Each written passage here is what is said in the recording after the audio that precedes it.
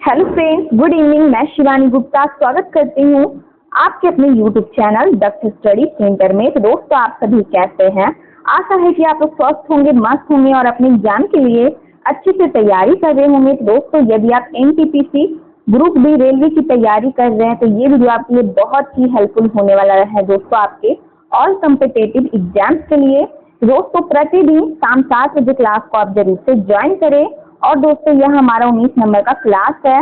और दोस्तों, ध्यान देंगे, आपको 30 प्रश्नों में से 20 प्रश्न का सही आंसर आपको अपने कमेंट बॉक्स में बताने हैं।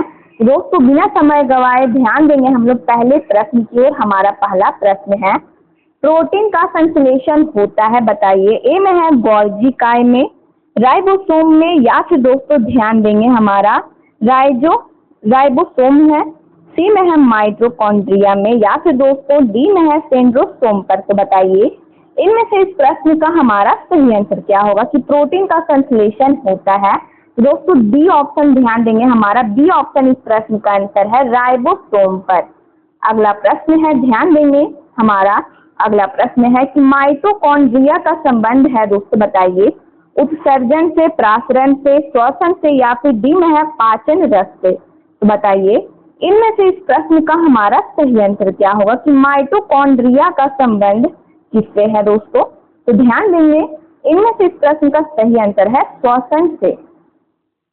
अगला प्रश्न है कि कोशिका के अंदर ऊर्जा का निर्माण किसके द्वारा होता है बताइए, केंद्रक द्वारा, केंद्रिका द्वारा, हरित लवक द्वारा, या फिर दोस्तों माइटोकॉन्ड्रिया। तो बताइए इनमें से इस प्रश्न का हमारा सही आंसर क्या होगा? दोस्तों, प्रत्येक प्रश्न का आंसर आप अपने कमेंट बॉक्स में जरूर से जरूर बताने की कोशिश कीजिए। तो दोस्तों, इनमें से इस प्रश्न का हमारा सही आंसर क्या होगा बताइए। तो दोस्तों, ध्यान देंगे, डी ऑप्शन इस प्रश्न का आंसर है कि कोशिका के अंदर ऊर्जा का निर्माण किसके द्वारा होता है दोस्तों? तो माइटोकॉन्ड्रिया के द्वारा होता है। अगला प्रश्न है, पादप कोशिका में ध्यान देंगे डीएनए होता है दोस्तों बताइए हरित लवक, माइटोकॉन्ड्रिया में होता है, या फिर केंद्रक में, या फिर सभी में। दोस्तों बताइए इस प्रश्न का सही आंसर हमारा क्या होगा? तो दोस्तों ध्यान देंगे, डी ऑप्शन सभी में इस प्रश्न का हमारा आंसर है। अगला प्रश्न है, मानव शरीर के कौन से अंग में लसिका कोशिकाएं बनती है बताइए, यकृत, या फिर दीर्घास्थि में, या फिर दोस्तों अग्नाशय, तिल्ली में। तो दोस्तों बताइए इनमें से इस प्रश्न का हमारा सही आंसर क्या होगा? तो ध्यान देंगे, बी ऑप्शन दीर्घास्थि हमारा इस प्रश्न का आंसर है। अगला प्रश्न है कि कोशिका सिद्धांत का प्रतिपादन किसने किया बताइए। ए में है डार्विन और वेल्स में, या फिर डी में है मेंडल और मार्मन में, या फिर दोस्तों ध्यान देंगे मॉर्गन है, ठीक है, सी में है स्लाइडन और स्वान में, या फिर डी में है टेक्सले ने। तो बताइए इनमें से इस प्रश्न का सही आंसर हमारा क्या होगा कि कोशिका सिद्धांत का प्रतिपादन किसने किया? तो इनमें से इस प्रश्न का हमारा सही आंसर हो जाएगा स्लाइडन और स्वान ने। सी ऑप्शन हमारा इस प्रश्न का आंसर है। अगला प्रश्न है कि अर्धसूत्री विभाजन पाया जाता है बताइए पत्ती में, तने में, मूलाग्र में, या फिर दोस्तों ध्यान देंगे तरुण पुष्प कलिकाओं में। तो बताइए अर्धसूत्री विभाजन पाया जाता है वो दोस्तों बताइए किसमें? तो इनमें से इस प्रश्न का सही आंसर हमारा डी ऑप्शन है तरुण पुष्प कलिकाओं में दोस्तों अर्धसूत्री विभाजन पाया जाता है। अगला प्रश्न है, एटीपी का निर्माण होता है दोस्तों बताइए, बहुत ही इंपॉर्टेंट क्वेश्चन दोस्तों और बहुत ही आसान प्रश्न है कि एटीपी का दोस्तों निर्माण होता है बताइए राइबोसोम में, गोल्गी काय में, माइटोकॉन्ड्रिया में, या फिर कोई नहीं। तो दोस्तों जल्द से जल्द इस प्रश्न का आंसर बताइए। तो दोस्तों इनमें से इस प्रश्न का हमारा सही आंसर है सी ऑप्शन माइटोकॉन्ड्रिया में। अगला प्रश्न है कि किस दूध में ध्यान देंगे लैक्टोज शक्कर का प्रतिशत अधिक होता है बताइए, गाय के दूध में, बकरी का दूध में, या फिर स्त्री का दूध, या फिर दोस्तों ध्यान देंगे डी में है सभी में। तो बताइए इनमें से इस प्रश्न का सही आंसर हमारा क्या होगा? तो दोस्तों डी ऑप्शन हमारा इस प्रश्न का आंसर हो जाएगा सभी में। अगला प्रश्न है कि हाइड्रोफोबिया रोग होता है दोस्तों बताइए जीवाणु द्वारा, कवक द्वारा, विषाणु द्वारा, या फिर दोस्तों प्रोटोजोआ द्वारा। तो बताइए इनमें से इस प्रश्न का सही आंसर हमारा क्या होगा कि हाइड्रोफोबिया रोग होता है दोस्तों बताइए किसके द्वारा? दोस्तों इनमें से इस प्रश्न का हमारा सही आंसर क्या होगा बताइए, जीवाणु, कवक द्वारा, विषाणु, या फिर दोस्तों प्रोटोजोआ द्वारा। दोस्तों इनमें से इस प्रश्न का हमारा सही आंसर हो जाएगा विषाणु द्वारा हाइड्रोफोबिया नामक दोस्तों रोग होता है हमारा सी ऑप्शन इस प्रश्न का आंसर है। अगला प्रश्न है सबसे ज्यादा दिन तक जीवित रहने वाला पक्षी इनमें से कौन है बताइए दोस्तों। बत्तख, डोडो या फिर दोस्तों सी में है ऑस्ट्रिच, डी में है मोर। तो बताइए सबसे ज्यादा दिन तक जीवित रहने वाला पक्षी इनमें से बताइए दोस्तों कौन है।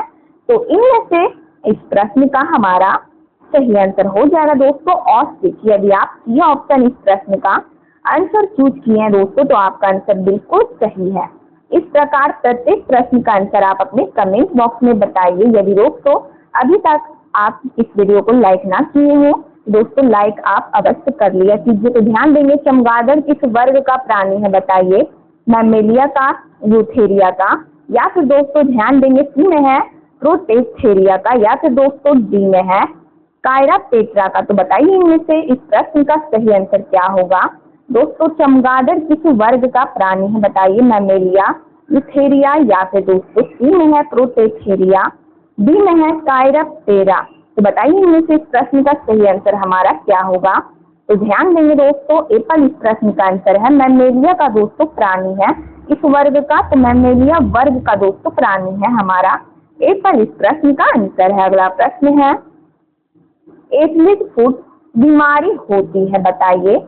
दोस्तों ध्यान देंगे जीवाणुओं से, फफूंद से या फिर ध्यान देंगे सी में है मूत्रकृमि से, कृमि से या फिर दोस्तों डी में है प्रोटोजोआ से। तो बताइए एथलीट फुट बीमारी होती है दोस्तों किसके कारण, किससे होती है। तो दोस्तों इनमें से इस प्रश्न का सही आंसर हमारा क्या होगा बताइए।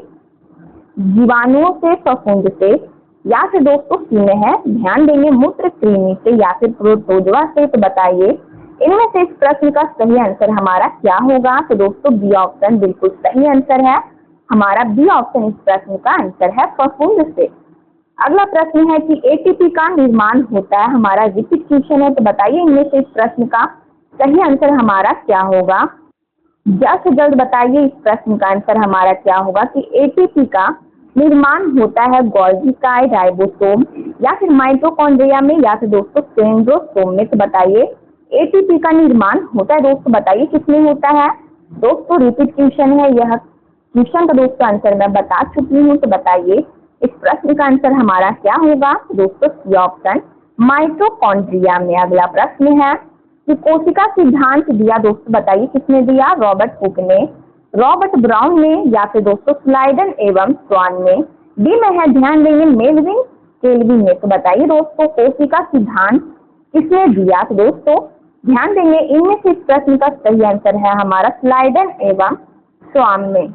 स्वान ने दोस्तों हमारा ध्यान देंगे सी ऑप्शन इस प्रश्न का आंसर है स्लाइडन एवं स्वान ने दोस्तों कोशिका सिद्धांत दिया। अगला प्रश्न है कि हमारा अगला प्रश्न है ध्यान देंगे रुधिर परिसंचरण तंत्र की खोज करने वाले प्रथम वैज्ञानिक कौन है बताइए। विलियम हार्वे या फिर बी में है रॉबर्ट हुक, सी में है ब्राउन, डी में है दोस्तों ध्यान दीजिएगा एंड्रिया विसेलियस ने। तो बताइए इनमें से इस प्रश्न का सही आंसर हमारा क्या होगा कि रुधिर परिसंचरण तंत्र की दोस्तों खोज बताइए करने वाले प्रथम वैज्ञानिक कौन है इनमें से। तो ध्यान देंगे इनमें से इस प्रश्न का सही आंसर हमारा हो जाएगा विलियम हार्वे हमारा एप्पल इस प्रश्न का आंसर है। अगला प्रश्न है विषाणु की खोज की थी दोस्तों बताइए किसने की थी। ध्यान देंगे विषाणु की खोज किसने की थी। ए में है हेल्डन ने, हक्सले ने या फिर दोस्तों सी में है ध्यान देंगे युवानोवस्की ने या फिर डी में है एम्पिडोकस ने। तो बताइए इनमें से इस प्रश्न का सही आंसर हमारा क्या होगा कि विषाणु की खोज किसने की थी। तो दोस्तों इनमें से इस प्रश्न का हमारा सही आंसर है सी ऑप्शन युवानोवस्की ने। अगला प्रश्न है ध्यान देंगे कि कुत्ते के काटने पर वायरस के द्वारा जो रोग उत्पन्न होता है वह क्या कहलाता है बताइए। ए में है मम्स, बी में है ध्यान देंगे हाइड्रोफोबिया या फिर सी में है चेचक, डी में है पीलिया। तो बताइए कुत्ते के काटने पर वायरस के द्वारा जो रोग उत्पन्न होता है बताइए क्या कहलाता है। तो दोस्तों ध्यान देंगे इनमें से इस प्रश्न का हमारा सही आंसर है बी ऑप्शन हाइड्रोफोबिया। इस प्रकार ध्यान देंगे अगले प्रश्न की ओर कि जीवाणु की खोज सर्वप्रथम किसने की थी बताइए। रॉबर्ट कॉर्क ने, लुई पास्चर ने या फिर रॉबर्ट हुक ने या फिर दोस्तों ध्यान देंगे ल्यूएन हॉक ने। तो बताइए जीवाणु की खोज सर्वप्रथम किसने की थी? तो इनमें से इस प्रश्न का हमारा सही आंसर हो जाएगा, ध्यान देंगे डी ऑप्शन ल्यूएन हॉक ने। हमारा ध्यान देंगे डी ऑप्शन इस प्रश्न का आंसर है। अगला प्रश्न है, इस शकरकंद में भोजन संग्रहित होता है दोस्तों, बताइए स्तंभ में, जड़ों में, पत्तियों में या फिर दोस्तों स्तंभ कंद में। तो बताइए इनमें से इस प्रश्न का हमारा सही आंसर क्या होगा कि शकरकंद में भोजन संग्रहित होता है, बताइए किसमें? तो इनमें से इस प्रश्न का हमारा सही आंसर हो जाएगा दोस्तों स्तंभ में। ए पर हमारा इस प्रश्न का आंसर है। अगला प्रश्न है कि हल्दी के पौधे का, ध्यान देंगे हल्दी के पौधे का खाने योग्य हिस्सा कौन सा है? बताइए जड़, प्रकंद, कंद या फिर फल। तो दोस्तों बताइए इस प्रश्न का हमारा सही आंसर क्या होगा? बताइए दोस्तों हल्दी के पौधे का खाने योग्य दोस्तों हिस्सा कौन सा है इनमें से?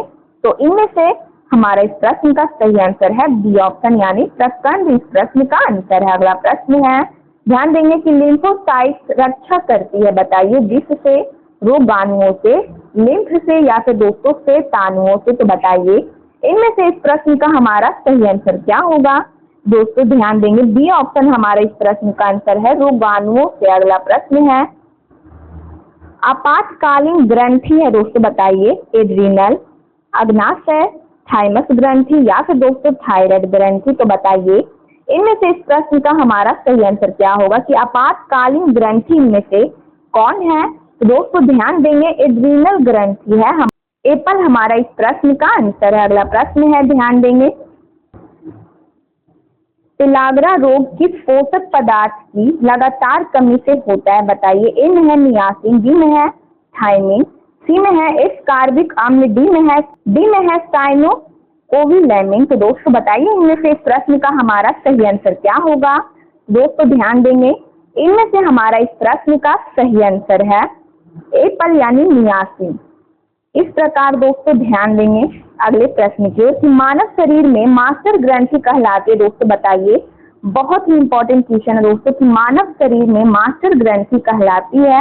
ए में है, ध्यान देंगे दोस्तों पिट्यूटरी, या फिर बी में है थायराइड ग्रंथि, सी में है थाइमस ग्रंथि, डी में है दोस्तों पैराथायराइड ग्रंथि। तो दोस्तों बताइए इनमें से इस प्रश्न का सही आंसर हमारा क्या होगा? तो दोस्तों ध्यान देंगे पिट्यूटरी ग्रंथि इस प्रश्न का हमारा बिल्कुल सही आंसर है। यदि आप ए पर इस प्रश्न का आंसर पूछ लिए हैं तो आपका आंसर बिल्कुल सही है।